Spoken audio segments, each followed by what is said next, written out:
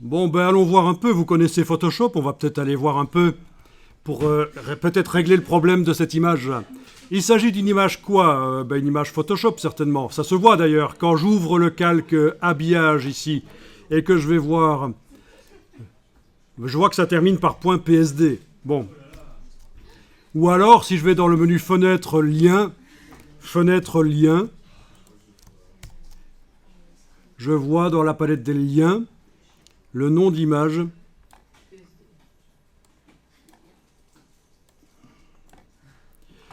Oui. Voilà. C'est du format Photoshop. Voyons un peu comment la transparence a été faite. Alors, vous allez bien sûr ouvrir Photoshop par InDesign éventuellement, mais sans quitter le document InDesign. On peut ouvrir les deux en même temps. Alors, essayez un clic droit. Alors, si, voilà, dans le cas d'un document Photoshop, il est certain que si je choisis modifier l'original, ça va s'ouvrir dans Photoshop. Sinon, on peut forcer vraiment décider avec quel logiciel l'ouvrir. Si c'est une image JPEG, c'est pas certain que si vous demandez modifier l'original, ça va s'ouvrir dans Photoshop. Donc, faites soit modifier l'original, soit modifier avec Photoshop 2019. Où est-il là? Voilà. Voilà.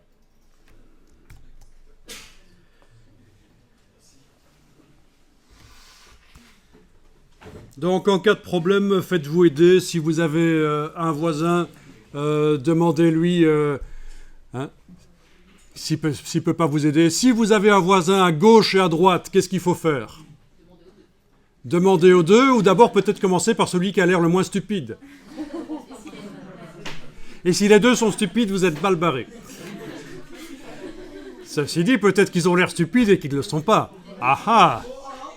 Ce sont des choses qui peuvent arriver.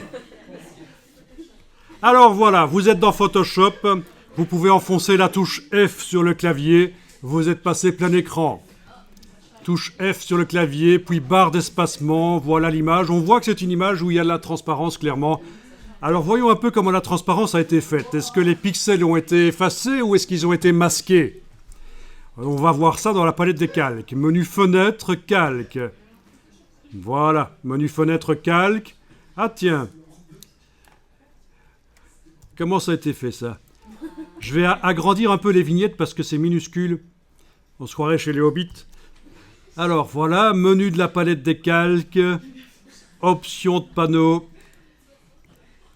Je vais peut-être faire des vignettes un peu plus grandes. Voilà, les plus grandes, pourquoi pas, voilà. Eh bien, il s'agit visiblement d'un double masque de fusion. C'est-à-dire qu'on a un masque de fusion qui fait cet effet de dégradé vers la transparence pour que les pattes du chien ne soient pas du loup, du chlou, ne soient pas visibles parce qu'elles étaient dans l'herbe. Et voilà, elles étaient dans l'herbe et plutôt que de retoucher l'image pour faire des pattes qui ne sont pas dans l'herbe, on a fait un flou vers la transparence. Si vous avez vu sur la mise en page, c'est pas choquant, ça passe, hein. Et la transparence autour du flou a été faite à l'intérieur là. Alors vous allez double-cliquer sur ce qu'on appelle ici un objet dynamique. Je ne sais pas, il y en a qui connaissent Photoshop ici déjà. Les objets dynamiques, ça vous rappelle quelque chose? C'est apparu avec la version CS4 de Photoshop. C'est une révolution au niveau de la mise en page. Du photomontage, je veux dire. Au niveau du photomontage, ça a été une révolution. L'apparition de ces objets dynamiques, ce sont des calques conteneurs qui contiennent plusieurs calques. Vous double-cliquez là-dessus, vous avez un super message impossible à comprendre, sauf si vous savez déjà ce que ça veut dire. OK. Et l'objet dynamique s'est ouvert dans une nouvelle image à côté. Et donc, pourquoi est-ce qu'on ouvre ça? Vous savez qu'on avait dans InDesign un problème, et je subodore que ça vient de petites taches qui pourraient se trouver ici, quelque part, sur le masque. On va faire Alt-clic sur le masque. Voilà. Alors, voyons un peu. Ben écoutez, je sais pas, on va tester, on va voir. On va prendre le pinceau de Photoshop. Le pinceau simple, pas le pinceau à turlute ou super turlute. Le pinceau simple. Vous allez modifier la forme de la brosse, c'est CTRL-ALT et clic gauche de la souris du Mac ou clic droit de la souris du PC. Qu'on soit sur Mac ou PC, c'est toujours CTRL-ALT à enfoncer sur le clavier. Alors si vous avez à la place de ça une croix, vous savez que c'est la touche verrouillage majuscule qu'il faut désenclencher sur le clavier pour avoir la forme de la brosse. La touche verrouillage majuscule, le caps lock, pour voir la forme de la brosse. Donc CTRL-ALT, clic gauche parce que je suis sur un Mac, mais si j'étais sur un PC, j'utiliserais le clic droit. Je modifie la taille de la brosse. Je suis bien en train de dessiner avec du noir. Il semblerait. Voilà, je vais cliquer là et voir. La pastille est bien au fond à gauche, là, vraiment. C'est bien du noir. Il est indiqué teinte, luminosité 0%, super. OK. Et vous allez passer comme ça pour essayer de rendre les choses bien noires autour. Alors, il y a des systèmes qui pourraient me permettre de voir les tâches s'il y en avait vraiment. Hein. Mais ça vaut peut-être pas la peine. Peut-être que je vais simplement passer comme ça, en espérant que je rends bien tout bien noir.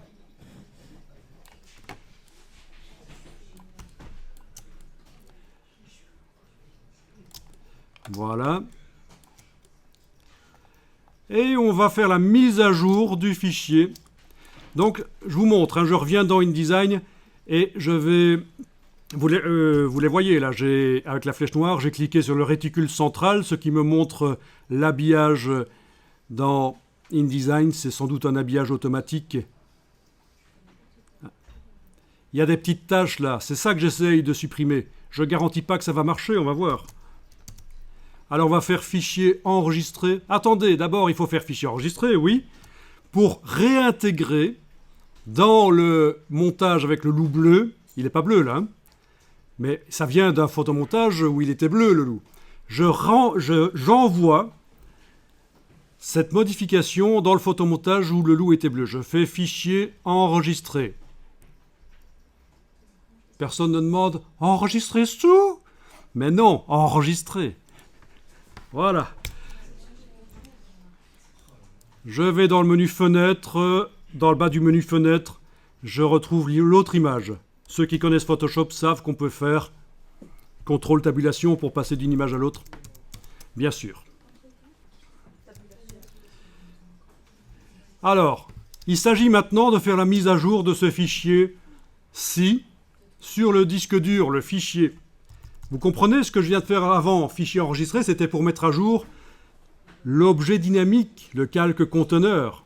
Et maintenant, je fais fichier enregistré.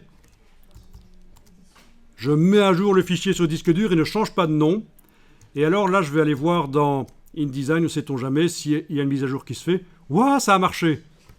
Regardez les petites tâches là tout à l'heure qui empêchaient que le texte, qui repoussaient le texte bizarrement. Attendez, il faut que je vérifie.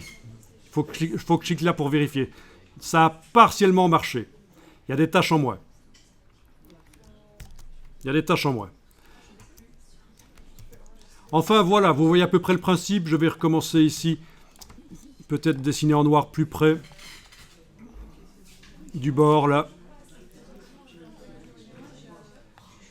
Alors si vous voulez savoir comment ça a été fait en détail, ceci, je peux vous guider vers des vidéos qui montrent le détourage dans Photoshop, mais ce n'est pas le sujet du cours. Simplement, il se trouve que InDesign est un logiciel dans lequel on intègre des choses qui viennent d'ailleurs, et donc il est logique de parler un peu de Photoshop.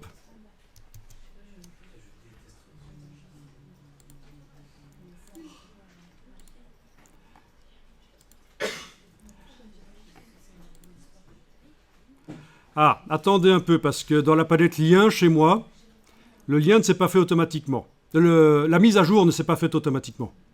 Alors regardez un peu, vous aussi, dans la palette lien. Menu fenêtre lien. Est-ce que vous avez cette petite icône ici? Bon, normalement, quand on ouvre l'image dans Photoshop au départ de InDesign et qu'on l'enregistre sur le disque dur, la mise à jour doit se faire toute seule. Ça ne s'est pas fait tout seul. Pourquoi? Bizarre. C'est pas grave. Vous avez bien ce lien qui est activé là. Vous avez l'icône de mise à jour manuelle. Vous activez l'icône de mise à jour manuelle, le petit signe jaune ici va disparaître. Voilà. Et qu'est-ce qui se passe à l'image quand on clique sur le réticule? Ah ben voilà, ça a marché. Bon, je sais pas pourquoi, je m'attendais à ce que la mise à jour se fasse toute seule et ça s'est pas fait toute seule, c'est pas grave.